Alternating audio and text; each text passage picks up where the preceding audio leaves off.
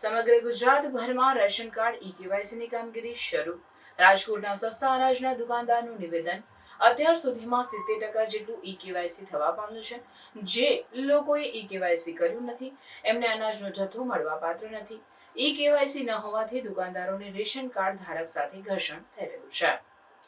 આજે રાજકોટમાં અને સમગ્ર ગુજરાતની અંદર જે કેવાયસીની બાબત છે, ઘણા સમયથી કેવાયસીની કામગીરી ચાલુ છે. તો ક્યાંક ને ક્યાંક કેવાયસીની કામગીરી મારા ખ્યાલથી 70% જેવી કામગીરી થઈ છે.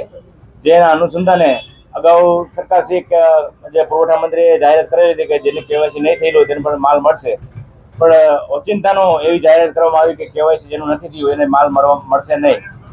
તો આ બાબતમાં હું એવું કહેવા માંગુ કે જે લોકોનું અત્યારે કેવાયસી બંધ કરે તેનો જથ્થો બંધ થાય, જેની હિસાબે દુકાનદારો અને ગ્રાહકો વચ્ચે બહુ ઘર્ષણ થશે.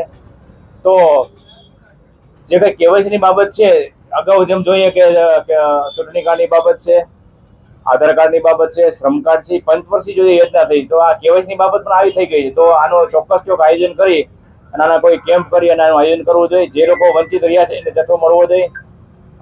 આ માસમાં જેનો જથ્થો કાપી નાખ્યો છે તો આ માસમાં તો જથ્થો એનો આવશે નહીં, કદાચ કેવાયસી કરી દેશે છતાં પણ માલ નહીં આવે. તો સરકારનું ક્યાંક ને ક્યાંક સંકલન કરી અને આનો યોગ્ય નિકાલ કરવો જોઈએ. અત્યારે એમને જાણવા મળ્યું છે, પુરવઠા મંત્રીએ એવું કીધું કે જેને કેવાયસી નહીં કર્યું એને પણ જથ્થો મળશે. તો સરકાર એમ કે છે જેને કેવાયસી નથી કર્યો જથ્થો મળે. તો આમાં સરકારનું ક્યાંક સંકલન નથી કે સંકલન કરીએ અને જે વેપારી અને ગ્રાહકો વચ્ચે જે કાંઈ અત્યારે મગજમારી ચાલે છે એનું યોગ્ય અંતર લઈ આવવો જોઈએ, એવું મારું કહેવાનું.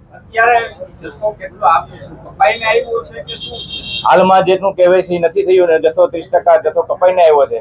કદાચ તમે કાલે કેવાયસી કરી નાખશો પણ જથ્થો તમારો કપાઈ નતો તો કાને પૂરો પરમિટ આપીને અલગથી માલ આપવો પડે, કાં આ લોકોને જથ્થાથી વંચિત રાખવા પડે. ઓલ ગુજરાતની અંદર 2.5 લાખ કેવાયસી વગરના લોકો છે. 2.5 લાખ લોકોને આ જથ્થોથી વંચિત રહેશે.